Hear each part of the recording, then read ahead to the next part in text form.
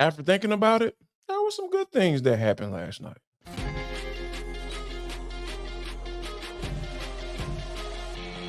This is Locked On Sports Atlanta, and it's time for the Atlanta Football Party, only on Locked On Podcast Network, your team every day.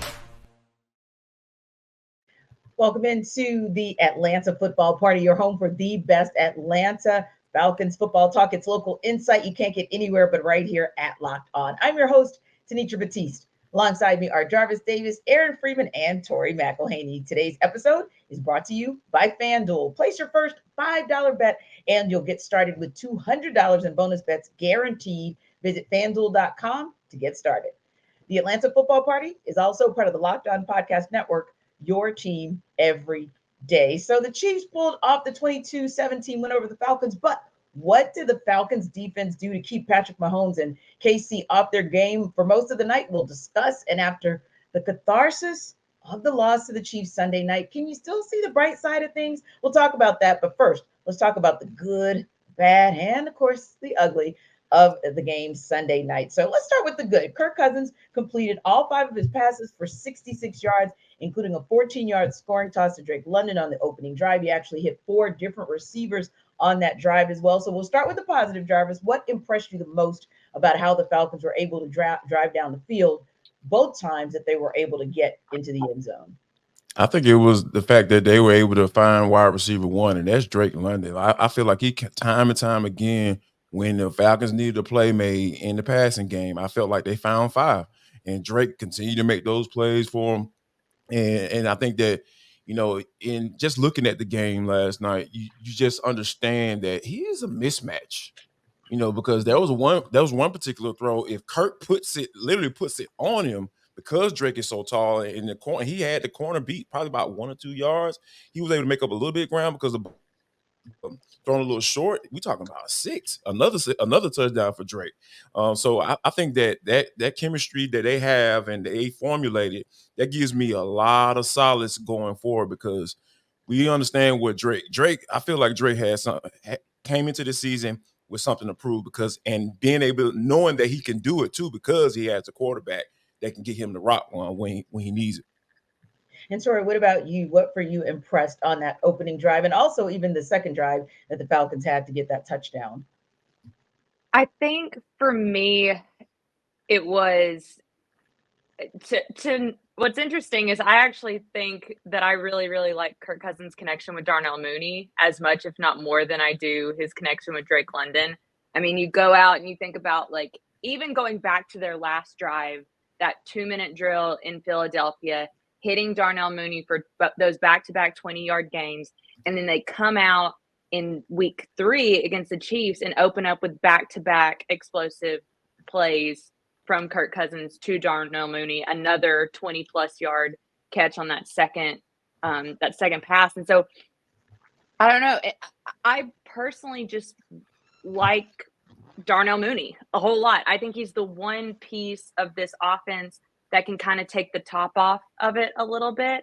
And I want to see more of that, because you kind of didn't have as many, not as many chances later on, but I don't know. I know I said going into the season that Darnell Mooney was going to be a big playmaker for this team, and I still believe that. But what's interesting is that, to Jarvis's point, you hit Darnell Mooney twice, you hit Ray McLeod twice, you hit Drake London for the touchdown. It's like really spreading the ball out a bit, and that's what's going to be a key for this offense, especially if the run game is going to struggle the way that it did in week 1 and then again last night. And that to me is the bigger conversation, more than what they did on the first drive. The fact that they could never truly establish the run against this Chiefs defensive front. It's like, okay, at what point do you kind of look at what they're doing and you see how many loaded boxes they're going against, and how do you make up for that? And how can you still get those dirty yards of maybe 3 or 4 yards a pop instead of getting dropped for a loss of 3? Yeah, and we'll talk about that in just a second. But like Tori said, Aaron really saw good connection from Darnell Mooney and Kirk Cousins once again. 8 targets to Mooney, 8 catches for Mooney last night. So good look for him. But what for you impressed or was good on that opening drive, or even in those 2 drives where the Falcons were able to punch it in? Well, I think Tori kind of spoke to it when she was talking about, their ability to throw the football as opposed to running the football. It's what you saw in that opening drive where, in previous weeks, there was a lot of running to move the ball and keep the offense on schedule. And this week you saw the Falcons being able to involve play action passing, being able to get Kirk some easy throws and some easy reads in order to move the ball down the field through the air as opposed to the run game. And obviously we'll talk more about that. And that's probably going to matter a lot more in these coming weeks, given some of the concerns that the Falcons have up front and some of the question marks with their run game. But that, to me, is sort of the thing that you want to see from this offense. We know that they have the capacity to be a highly effective running team. We need to see a little bit more efficiency from this passing attack. And I think that opening drive saw that efficiency, being shown. And that's a big part of why the Falcons were able to get points there. And when you think about, what you just said to Aaron, the main thing is that we talk about that opening script, right? I think I tweeted it out when they were going through. I was like, this is great because we know with the success that you had against the Philadelphia Eagles and running the outside zone and football, you understand that that's what they were going to looking for. That's why you saw those 8-man boxes. That you saw those guys really aggressive, and then when you coming out, you sticking that bad boy out and you pulling it out of their stomach and you looking up like, okay, somebody's open. Boop. Okay, Kirk making easy throws for him. You get him comfortable, and I think that should be the theme for the year. In order for the Falcons to be able to finish the drill and finish out drives, Kirk got to be comfortable because we know when the trash is all down below his legs and everything, there's going to be some hesitation there. So I feel like if they're able to continue to make him comfortable in those moments, when they starting games in those opening drives and making sure they're keeping their defense on their toes or keeping them guessing, I feel like that they'll be just fine going forward. Yeah, and Tori, going back to your comment, and we could kind of interchange the bad and the ugly for what we saw last night, but we'll go with the bad in terms of the run game. And, going for 25 carries for just 82 yards, obviously not going to cut it. So when we look at that, and particularly thinking about the fact that the Falcons scored on 2 of their first 3 possessions, and then all of a sudden it stalled, do you kind of attribute that to the fact that so did the run game? Yeah, I do. I think that when you struggle to establish the run and you kind of get yourself in these one-dimensional settings of not feeling very confident in your ability to get a few yards on the ground when you really need them. I mean, I think that's why the Falcons, this is now the 3rd week in a row that they're 2 of 9 on 3rd down. And in week 1, you were in a lot of obvious passing down situations. You're in a lot of 3rd and longs. But in the last couple of weeks, you're more in 3rd and manageables, even 3rd and shorts, and you're not able to convert those. And a lot of that is, I do believe, kind of some of the issues that we're seeing in the run game, especially last night. What's interesting, though, is that I kind of attributed Philly, and then maybe this is just like my perspective, but like I thought Philly's front was going to be more difficult in the run than the Chiefs front was. And I went back and forth on that a little bit, that was something that I think I really hung on Raheem Morris's comment after the game where he was asked, like, did you expect that y'all were going to have success in the run because of what you were able to do against Philly? He was like, yeah, we thought we were going to have success in the run. And that to me was the crux of the whole thing. Like, I know everyone's going to talk about that final drive and the 3rd and 4 call and then, or the 3rd and 1 call and then the 4th and inches call at the very, very end. But it's like you should be able to get that.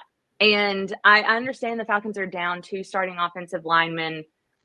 But if you look at that 4th and 1, I didn't necessarily attribute that problem on that to the linemen. I didn't, when I went back and watched it, I didn't think that, I thought the linemen had accounted for their guys. So it's just hard. It's hard to kind of see this like roller coaster of a run game where it's like, okay, you start with 89 total rushing yards against the Steelers. Okay, TJ Watt, that group, you get it. Then you go up and you have over 100 in the first half against Philly. And you're like, all right, Bijan Robinson is averaging 6.9 yards per carry in that game. You're like, all right, things are back on track. And then to have this significant dip down to 82 rushing yards with Bijan Robinson averaging less than 2 yards per carry.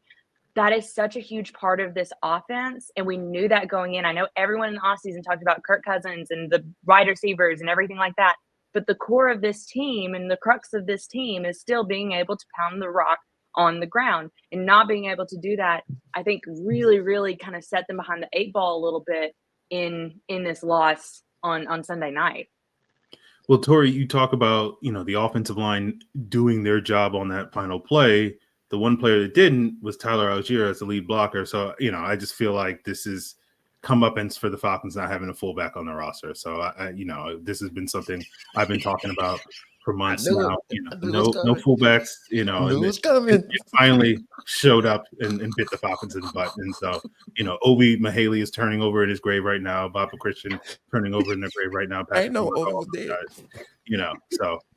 This is the problem when happens when you don't have fullbacks in your offense. It's their theoretical grave, JD. You got to when Free rants, you got to let Free, the philosophical Aaron Freeman, rant the way he wants to rant, okay? Sorry, my dad taught me to say stuff out loud when it doesn't need to be said. So, I blame my pops for that one. But no, man, I'm with you. I think that there is a time where you have to stop banging your head up against the wall. Because I look at, what Tyler Algier, has been able to do, running the football. He averaging 4 yards a pop. He averaged 4 yards a pop last night, So, if they are keying in on 7, if they said, nobody's going to beat us besides, if somebody's going to beat us, it's not going to be 7. Sometimes in critical moments, you got to go outside that way and stop banging your head against the wall. Like, especially if you're trying to, get into the end zone. And I think, and I go back to what we talked about on the postcast last night. There are moments where you have to be creative. You have to go outside the box. Sure, people are going to question it, but they're going to question whatever. Like Aaron mentioned that, like whatever you call, it's going to be questioned. So I feel like you got to come with your best. Be creative in that moment. I was thinking about this play last night. I think it was against the Steelers, where they kind of motioned Bijan Robinson, and I think they handed it off to Tyler Algier, and I was like, oh, that was I'm sorry. They motioned Bijan across the formation, and they handed it off to him, and he kind of went around the edge and got in the first down. quarter. Yeah, in the first quarter. Yeah, I was like, that excellent play call. Yeah. Those are the type of moments when you use that type of stuff. You know what I'm saying? It's creative, because you're gonna have eyeballs on those guys. We're like, okay, what's 7 going? Who they got in the back? They had Tyler Algier in the backfield. So there's so much stuff you have to account for. I love putting defenses in that situation, because being a former defensive player, those are the moments where you're like, okay, what is going on? We didn't see this before, and like, where is this ball going? And then once you do that, boom, you snapping the ball. All right, they got to figure it out, and they have to figure it out very quickly. And then you're talking about an inch, 4 inches. A lot of times they're gonna figure it out too late. Indeed. So we talked about the good, the bad, but there is a little bit of ugly that we got to talk about, as well as going back to a little bit of good, especially on the defensive side of the ball. We'll discuss when we take it under further review.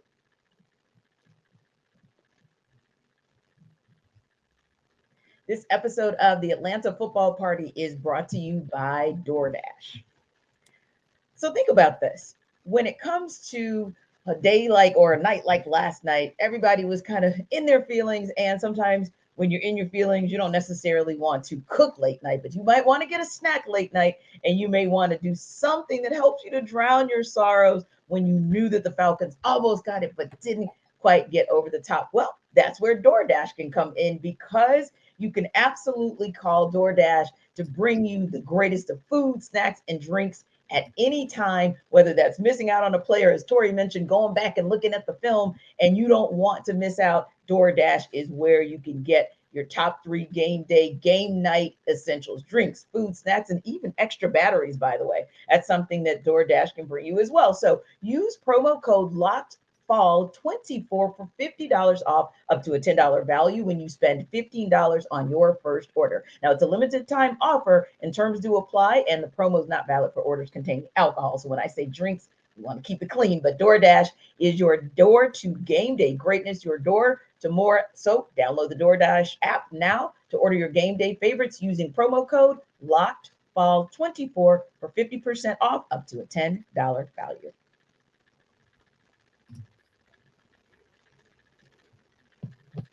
All right, guys, before we get into a little bit of talk on the defensive side of the ball, one of the tough parts, and Tori, I think you're absolutely right. You can't make excuses for not having two of your O linemen for the game last night or late in the game last night. But ultimately speaking, it still could be a concern with Kaleb McGary and Drew Dalman both going down, and multiple reports today at least saying that McGary is believed to have suffered an MCL sprain, and you just have to confirm the timetable. But let's say that those reports are confirmed, and you look at what McGary means to this offense. What would it mean to this offense to lose McGary, especially when you think about preparing to line up against a team in the Saints that is second in the league in rushing yards allowed per game? So I actually think that, and this is nothing against Kaleb McGary at all, but I actually think the injury to Drew Dalman is more significant at this point in time where this offense is.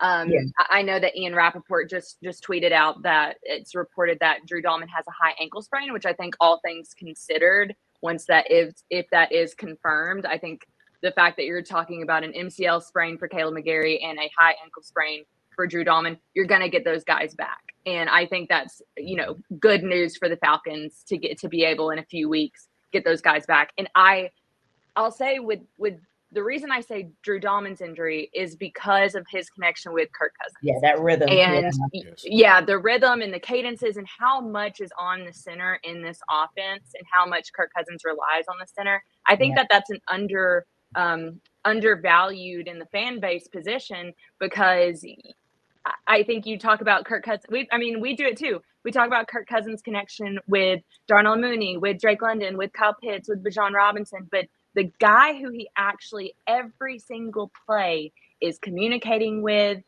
getting the ball from, like that connection is one of the most integral in all of sports, in my opinion. And I do think that when it comes to what you're going to see against the Saints coming up, against the Bucs coming up, those are some good fronts. And someone like Ryan Newsel is going to be tested very, very early. And I think it was even Kirk who said after the game last night, he was like, to be able to get good reps with Ryan Newsel this week in practice is going to be super, super important. Like you even saw when Drew Dalman got hurt and Ryan Newsel had to come in at that 2-minute warning right before the half, Kirk and Ryan Newsel are on the sideline. Like they're trying to get cadences down. They're trying to get the snap down. So that, as much as you do miss Kaleb McGary and his presence, that piece of it with Drew Dalman is very, very important in the Falcons. That's one of the more important adjustments that the Falcons will have to make going into this week. Yeah, and I think that was some of what we saw in that first game, where you kind of felt like, okay, that rust piece, obviously for Kirk Cousins, but also that rhythm, that cadence, that connectivity, wasn't quite there with Drew. But you started to see it, especially started seeing it working late with the Eagles. So yeah, Tori, you're right. Just as you're kind of getting that flow now between Kirk Cousins and Drew Dalman, now that's going away. So for you, Free, now that we know, we've got the multiple reports about Kaleb McGary, but also now we have the report about Drew Dalman. Kind of what do you see as far as how preparation with Zach Robinson is going to have to change or shift as this team prepares to take on the Saints, and to Tori's point, even the Bucs with 2 critical division games coming up? Yeah, it's going to definitely be a challenge for this football team to overcome these issues. We know offensive line injuries are a pretty common occurrence in the NFL. The Falcons have had 3 seasons in the last 26 years where all 5 of their starters were able to start every single game of the season. And so that basically means 90% of the time, some of these backups, whether it's Newsel, whether it's Norton Wells, Kyle Hinton, etc., are going to start games for you. And you have to be able to make adjustments based off of that. And I think Tori's on to something talking about the absence of Drew Dalman in this lineup. It seemed to me, and then we'll see, when I go back and watch the film or whatever, but it seemed like the Chiefs were a little bit more aggressive with some of their blitzes after Drew Dalman came out of the game. Specifically up the middle. Yeah, and it seemed like they were more effective in that way, and that's something that I think Ryan Newsel is going to have to help. So I think losing Drew Dalman definitely has a big potential to impact your passing game. We know Todd Bowles is coming in a couple of weeks. We know he loves to dial up some blitzes. So if Dalman misses that game, that could be a problem. Dennis Allen is no stranger to bringing pressure and whatnot. And I think with Kaleb McGary, it's really the run game, and that's been the crux of your offense this season. I said it on a postcast. Kaleb McGary and Chris Lindstrom are the engine that drive your rushing attack in this offense, and removing one of those guys is like going from a V8 engine to a V4 engine. And so you're going to have to find other ways to kind of rev up this run game rather than just doing the more engine. So reliable to your team was just like, hey, well, Kaleb McGary is just going to throw people out of the club and just run, find those cutback lanes for Chris Lindstrom and behind Kaleb McGary and whatnot. And so I don't think that's going to be something that is going to be a strength for Storm Norton. So they'll have to adapt some things and diversify their run game to try to adapt some things to do what Storm Norton does well that aren't the same things that Kaleb McGary does well. So both of these injuries I think are going to be challenged for this team. We know the Saints defensive line has habitually been a problem for the Falcons offensive line over the years. It hasn't been nearly to the degree that it has been in recent seasons from previous years. But with these two injuries, that's going to present some problems. No one wants to block Cam Jordan. No one wants to see a backup going against that guy. So we'll see what happens this week against the Saints. But,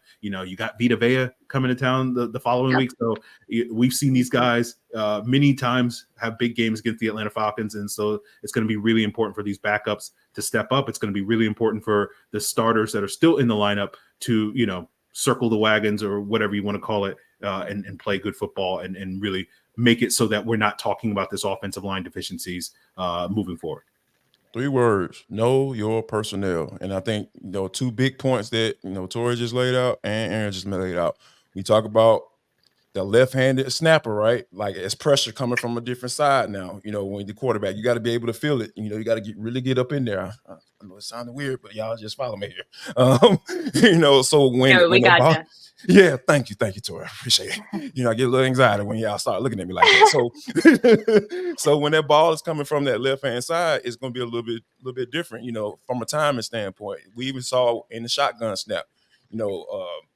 Where with Kirk and trying to get that going. So I think a lot of those things that, you have to understand who's in there, and Kirk has already started that process. He did it on the sidelines in the game last night. So you understand the importance of that. And then now with Storm and like Free mentioned, Storm Norton being in there, and Zach Robinson is going to have to come up with a game plan. Like, oh yeah, we might not be able to do that outside zone to their right-hand side as much as we would like, if Kaleb McGary in there, because we understand that's his strength. We understand what Kaleb McGary is going to do when he is lined up and he got those pressure on his knuckles, and you can see the white on those bad boys. He's about to get ready to come off. So I think that's going to be the theme for these few weeks, because you talk about high ankle sprains, and when the more you weigh, the longer it's going to take for you to get back on those things, and especially when it comes to offensive linemen. Those are the things that it takes some time to kind of get back. And then we talk about the MCL, that's a pain tolerance thing. And we know Kaleb McGary is a tough guy, but like I can guarantee probably gonna be a few weeks for him as well. So like Ryan Newsel and Storm Norton are gonna be tested, like you said, with these 2 divisions games. So I think the overall theme is know your personnel and cater to that. Like you have no choice. Yeah, because they're definitely going to be tested. And we know that this is a copycat league. So no doubt the Saints are looking, the Bucs are looking and saying, hey, the Chiefs ended up with a pass rush that posted 41.9% pressure rate. That was the highest for them this season and the worst for the Falcons allowed this season. So got to be ready for that. When we come back, we're going to talk about whether or not we've gotten some of this out of our system, and we could look ahead to some of the brighter things. And we'll also talk about some of the bright things we saw on the defensive side of the ball in What's Next.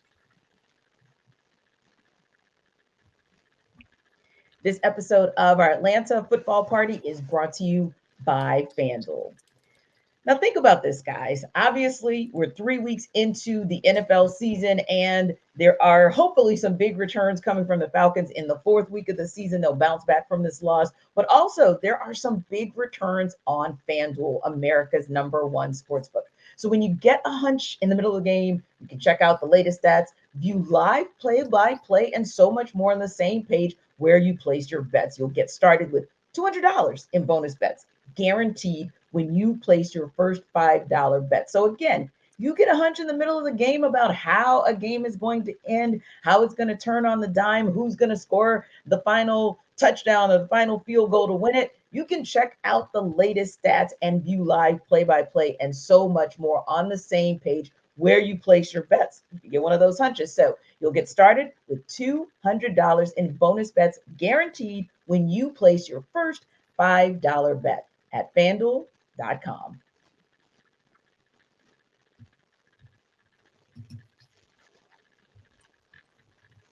Locked On Sports Today is a free 24/7 sports streaming channel and is programmed to bring you the biggest stories daily without all the noise. Locked On Sports Today also brings you can't miss analysis, opinions, and news streaming 24/7 on YouTube or the free Amazon Fire TV channels app, part of the Locked On Podcast Network, your team every day. So, Free, I'll start with you. We talked about this on the post game last night a little bit, but also wanted to kind of go back to it because one of the positives we did see was from the Falcons secondary, especially being able to limit the Chiefs' explosive plays. Obviously, Justin Simmons is the nightmare that Patrick Mahomes can't get away from, as he showed again last night. But how were they able to get it done in terms of the secondary specifically keeping this game close? Yeah, I think this is really what the Falcons defense is wanting to do, and they've been doing that effectively in all three of these games, which is limit the explosive plays with, a lot of their cover three looks that they do and a lot of disguise that they do on the back end where you don't know between Jesse Bates and Justin Simmons which one of these guys is going to drop down to be that more of that robber, who's going to be more of the single high. And with both of these guys having the ball skills that they have, that's going to cause a little split second hesitation from a quarterback trying to identify, okay, where is this guy? We know Jesse Bates often is not in the place where he's supposed to be, which has been something that has benefited the Falcons a bunch of times because he'll cheat on some routes and whatnot. So that, I think, causes some quarterbacks. All the good ones do, Aaron. Yes. But, I think that's really been critical for this team. And then you're getting good coverage, right? You're getting good tackling on this game. Rashee Rice was able to break a couple of tackles in this game, and I think that's a big reason why he had the best game of anybody for the Chiefs offense in there, because they were able to break some tackles. But I think the Falcons secondary is doing a lot of things disciplined. They're doing different looks and whatnot that are confusing quarterbacks, and I think that's been a big reason why this defense has not been beat that much over the top, especially since week one.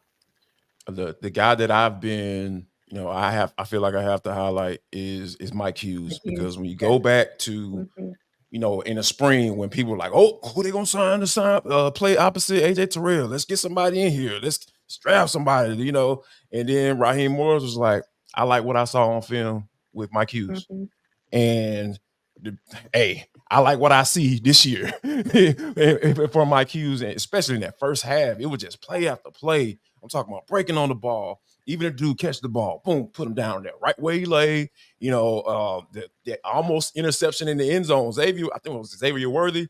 He actually stuck his hand in there. He was a DB. If he hadn't have done that, that probably would have been an easy pick for Mike Hughes. So I think like a guy like that, who pretty much everyone, including myself, had written off like, hey man, let's see who can get over there and stop spinning the wheel on who's going to play next to AJ Terrell and get somebody in there. But Mike Hughes has done an excellent job just being there, because that's all I ask in the NFL, not being able to put your hands on wide receivers like you be used to. Like, as long as you're there making a tackle and not letting them break a tackle and take it 30 or 40 yards, I'm cool. And then as long as you get some PBUs from time to time, like, that's all you can ask for in today's league. So, yeah, I feel like Mike Hughes has been he's exceeded my expectations, and we're only 3 games in. I think to everybody's point, the bright spot of this defense is the secondary. And through 3 games, we have not seen a quarterback or an offensive coordinator that has really challenged the Falcons downfield. Like, you had Mahomes look normal, Tori. I know. Normal in the first half. They were dinking and dunking on those screens over and over again. Yeah. And I think that's a testament to this secondary. But it's also, I think, it's an interesting strategy for opposing coordinators that they're like, okay, we know that we can get these kind of like 5 or 6 yards, and we're gonna just kind of dink and dunk our way down. I mean, you got to give credit where credit is due to this defense. That even though these drives are super super long, like when they need a play, they make a play, and they do it time and time again. And something that and this was just like a note that I found as I was going through the transcripts, was Patrick Mahomes was asked last night about the Atlanta Falcons. Yes. And kind of just his overall thoughts on the team. And he said, and this quote to me speaks volumes coming from someone like Patrick Mahomes, where he said, that's a good football team and I expect them to get better and better, because whenever you bring in a lot of different pieces, it takes a little bit of time to get together and to go through the season together. He said that's going to be a team that's going to make a lot of noise as the season goes on. We're already seeing this defense with some of these pieces that have been added and some of these guys returning. This is now the second year for a lot of these guys playing together. I think that matters. I think it matters for David Onyemata and Grady Jarrett that they've had kind of a year together. I mean, I know Grady didn't play in the back half, but these are veteran guys. They know how to play. I just kind of when Patrick Mahomes said that's a team that's going to make a lot of noise as the season goes on, and we're already seeing this defense perform to the level that they are, I think that it's one of those things where it's like you have the pieces, and as soon as this offense clicks, as soon as they get it, like this team can be a really good team. And I don't think that the fact that they're 1-2 right now, honestly, if you would have told me that they would have been 1-2 going into the Saints, week, I probably would have been like, okay. I didn't expect the one win to be against the Eagles and one of the losses to be against the Steelers. But if you can get out of this first 4 weeks of the season at 2-2, I'm okay with that. Yeah. I'm more than okay with that. And I also just I don't know.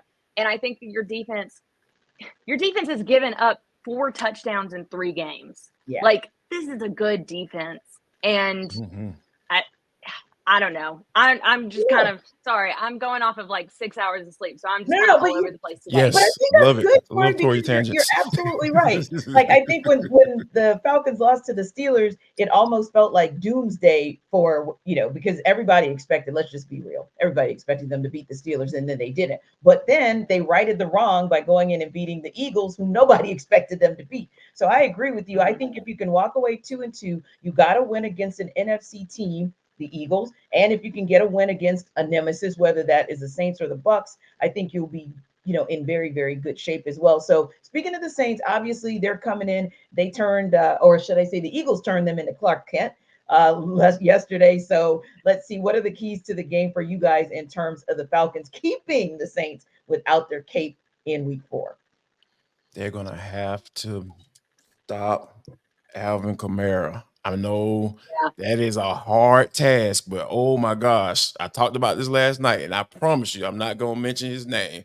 Tori, if you got a few minutes, check it out, because I was in my fields last night. But I think that what teams are going to start doing now is they're going to start turning around and handing that ball off. They're going to start running right at that front and that second level.